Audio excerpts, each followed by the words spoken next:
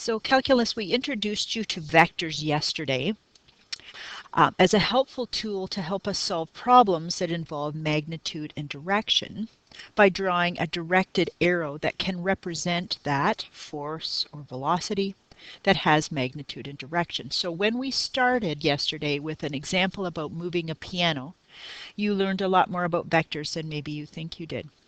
So we talked about vector addition, that if you are adding two vectors in the same direction, the magnitude of one and the magnitude of other would just be added together in that beautiful straight line. However, if forces are not working in exactly the same direction, and you have a scenario like this one, we add our vectors tip, so the tip of this one, to the tail of the other one. And you can add them in either order. U first, V second, or V first, U second. And our resultant will form a triangle. So what will happen to that piano is that it will move a little up and a little to the right, but not exactly to the right. And those forces, the magnitudes, will somewhat complement each other. You can see that we're forming a triangle there.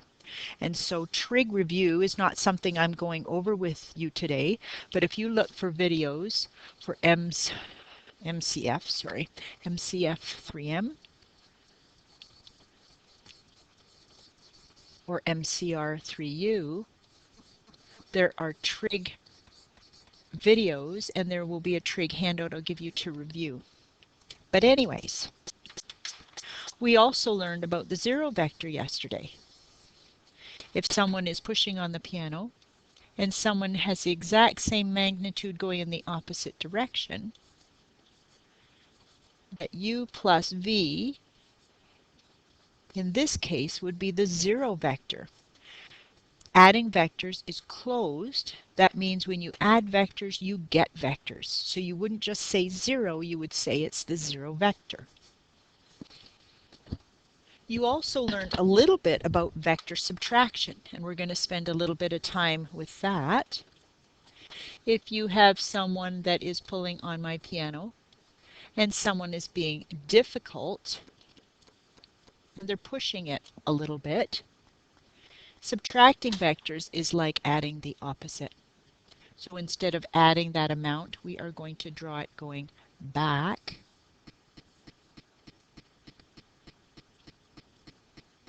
And we have an unhappy mover. So here are some discussion questions for us. So those absolute value bars actually mean magnitude. So can the magnitude of A plus B equal the magnitude of one of them plus magnitude of the other? So our question is, if Mackenzie and Winnie are moving my piano, can it ever be true that Winnie's and Mackenzie's added together would be exactly the same as adding their forces? So let's give some numbers here. What if Winnie was able to push on my piano with 100 newtons? And Mackenzie was able to push on my piano with 50 newtons. Is it ever true that them working together would have a force of 150? Yes, if, and only if, they were working together. So if A and B are in line, then the magnitude of the two of them together would be the same as the sum of them separately.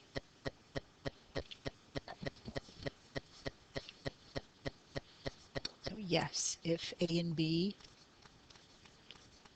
have the same direction.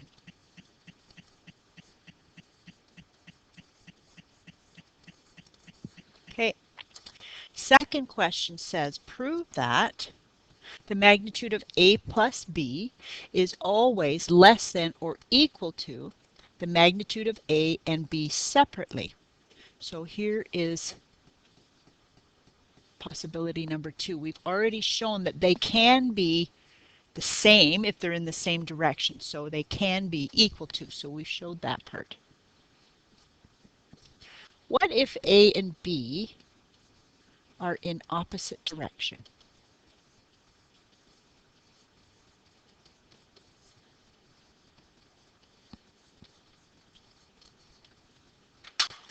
Then we would have A and B, and their addition would be from here to here because they're working against each other. So if they're in the opposite direction, then the magnitude of the two of them together is definitely less than the addition of them together, the magnitudes together. What if they are not collinear?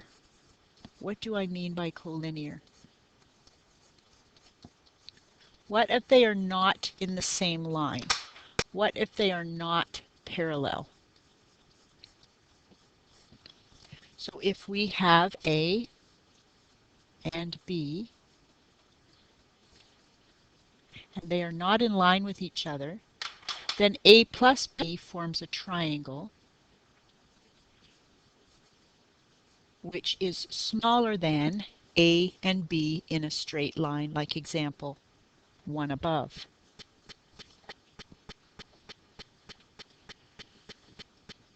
Is it possible to have the magnitude when you add them to be bigger than the magnitude of them separately?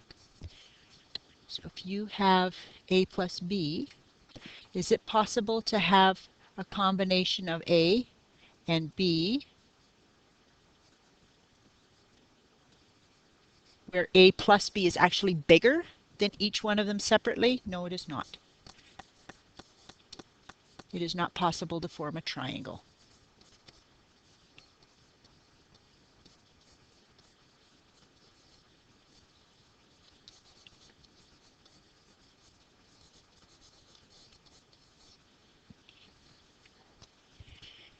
You are going to do an activity in class that's going to reinforce addition of vectors. I'm talking about the brain and how we hear sounds. I'm going to go on from here and talk about subtraction of vectors. Okay, so I have vectors A and B. Now don't write this down. If I were adding them, I would draw my B over here and say, all right, vector A, start here, travel here, plus vector B would be right here, A plus B. Okay, if I am going to subtract them, however, I have vector A subtract vector B. I am saying do vector A and then go in the opposite direction of vector B. So vector A and then the opposite of B. Subtracting would be this way. That would be A and opposite of B. So sounding like integers a little bit, but subtracting vectors is like adding the opposite.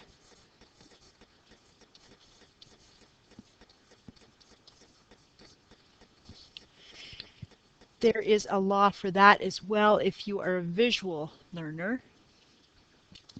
Okay, if I have vectors A and B and I were going to add them, I would place them tip to tail like so. And so vector A plus vector B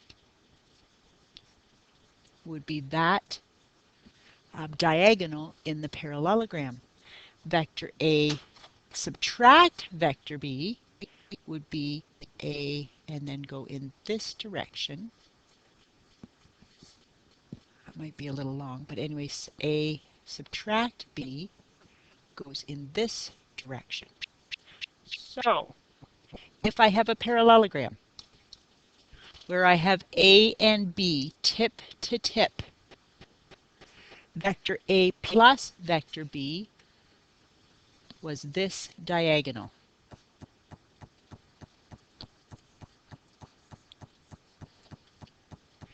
Vector A subtract vector B was this diagonal. Please pretend those lines are straight.